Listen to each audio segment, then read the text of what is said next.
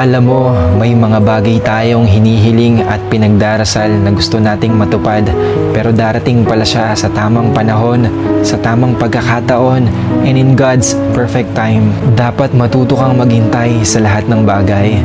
Walang easy access para makuha mo ang pangarap mo ng madalian. Instant noodles lang ang makukuha mo ng madalian, pero kailangan mo pa rin itong lutuin para makain mo, di ba? Ibig sabihin, kailangan mo pa rin magbigay ng effort kahit na instant pa yan. Alam mo, huwag kang manghinayang kung sa una ay nabigo ka. Lagi mong tandaan na mas magandang nabigo ka dahil sinubukan mo kaysa nabigo ka nang hindi mo sinusubukan. Kapag nagtanim ka ng binhi, hindi sa araw na yun ka mismo makakakain ng bunga nito. Ibig sabihin, matuto kang maghintay at huwag kang magmadali dahil hindi mo makukuha ang lahat sa isang iglap lang. Kahit wala ka pang resultang nakikita, ang importante ay sinimulan mo na ito. Kahit sa tingin mo ay matagal mo pang makakamit ito, ang importante ay hindi ka tumitigil. Maaaring magkaroon ka ng problema sa landasin na tatahakin mo, pero hindi ito hadlang sa pag-abot ng mga pangarap mo. Basta may determinasyon at hindi ka sumusuko. Libre naman ang mangarap.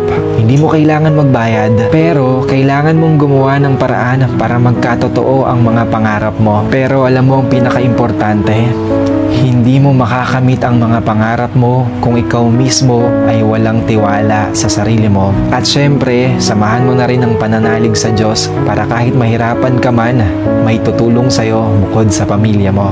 Laban para sa pangarap mo. Alam mo, may mga bagay o pangyayari at miski ang ibang tao ay pipilitin kang bumagsak. Hihilahin ka pababa at susubukan ka nitong sirain ng tuluyan hanggang sa mawala ka sa ginagawa o sa mga hangarin mo sa buhay. Alam mo, may kwento ako para sa'yo. Alam mo ba na ang uwak, ang bukod tanging ibon ang nagtangkang tumuka sa agila? Pupunta siya sa likod ng agila at tutukain ang leeg nito. Ang gagawin ng agila para umalis ang uwak ay ibubuka niya ang kanyang pakpak at lilipad siya ng mataas. Mas mataas, mas maganda. Habang pataas ang paglipad ng agila, kasabay naman ito ng pahirap ng paghinga ng uwak hanggang sa mahulog na lang ang uwak dahil hindi ito makahinga at magiging sanhi ito ng kanyang kamatayan. Ang aral ng istorya na ito ay para ipamukha ko sa iyo na maraming lahadlang sa mga ginagawa mo ngayon. Maraming hindi sasang-ayon, maraming hindi maniniwala. Kasama na dito yung mga taong malalapit sa iyo at maraming magdududa kung kakayanin mo ba ito. Pero maging katulad ka ng isang agila na kahit may humihila dito pababa ay hindi pa rin siya natinag. Mas lalo niya pang ibinuka ang kanyang pakpak para makalipad siya ng mataas. Mas mataas, mas maganda. At yung mga humihila sa iyo pababa, kusa silang mahuhulog. Alam mo, huwag mong sayangin ang lakas at oras mo sa mga tao na yan dahil hindi yan makakatulong sa'yo. Maaaring maapektuhan ka sa kanila pero lagi mong tandaan na maging katulad ka ng isang agila. Lumipad ka ng mas mataas pa. Mangarap ka ng mas mataas pa. Eventually, lahat ng humihila sa iyo pababa ay kusa silang mahuhulog. Basta lakasan mo lang ang loob mo at magtiwala ka sa Diyos. Huwag kang magpaapekto sa mga negatibong tao. Lumaban ka para sa pangarap mo.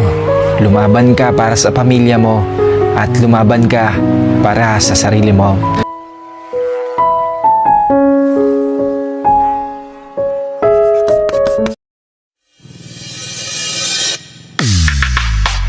Sayangku, hari ini aku cantik, cantik bagai bidadari, bidadari di hatimu.